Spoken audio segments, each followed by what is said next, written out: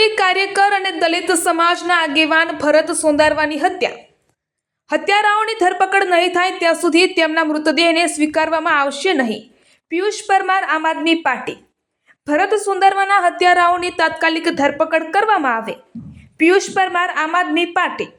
આમ આદમી પાર્ટીના OBC cell પ્રમુખ પિયુષ પરમારે એક ગંભીર મુદ્દા પર વિડીયોના માધ્યમથી પોતાની વાત રજૂ કરતા જણાવ્યું હતું કે ગત રાત્રે આમ આદમી પાર્ટીના પ્રખર કાર્યકર્તા, દલિત સમાજ માટે હંમેશા અવાજ ઉઠાવનારા ભરત સોંદારવાની રમરેજી મુકામે હત્યા થઈ છે. તેમના પરિવાર સાથે સતત અમે સંપર્કમાં છીએ અને પોલીસને પણ અમે વાત કરી કે તાત્કાલિક ધોરણે હત્યારાઓને પકડવામાં આવે.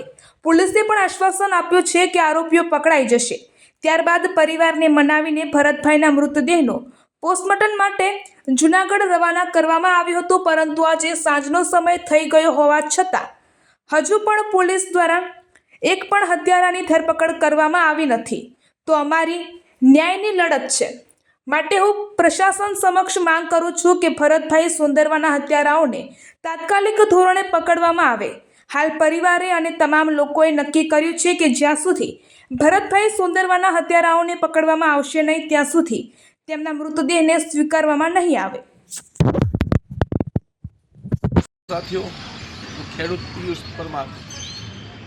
ગત રાત્રે મારા પરમ મિત્ર અને છુથોડ ગામના રહીશ, દલિત સમાજ માટે હરહંમેશ અવાજ ઉઠાવનાર સામાજિક કાર્યકર, આમ આદમી પાર્ટીના પ્રખરના કાર્યકર ભરત સોંદારવાનું રમરેજી મુકામે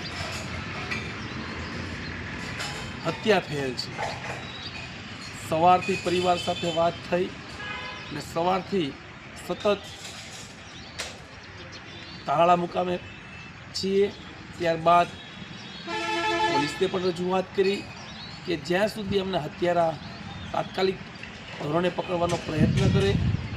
પોલીસે આશ્વાસન આપ્યું કે અમે આ દિશામાં છીએ અને તાત્કાલિક ધોરણે આરોપીઓ પકડાઈ જશે. ત્યારબાદ પરિવારને મનાવી અને ડેડ બોડીને પીએમ કરવા માટે જૂનાગઢ રવાના કરી હતી.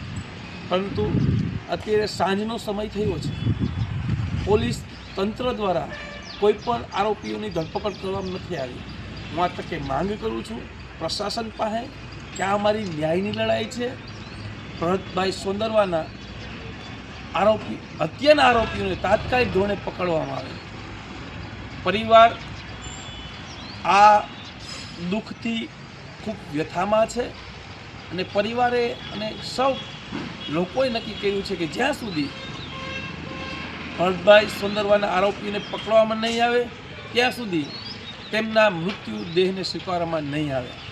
હું પ્રશાસનને હાથ જોડીને વિનંતી કરું છું કે તાત્કાલિક ધોરણે એની ઉપર કોની હત્યા કરી છે એ ગોતી અને એની ઉપર કાયદેસરની કાર્યવાહી કરવામાં આવે. જય હિન્દ, જય ભારત, ઓમ શાંતિ.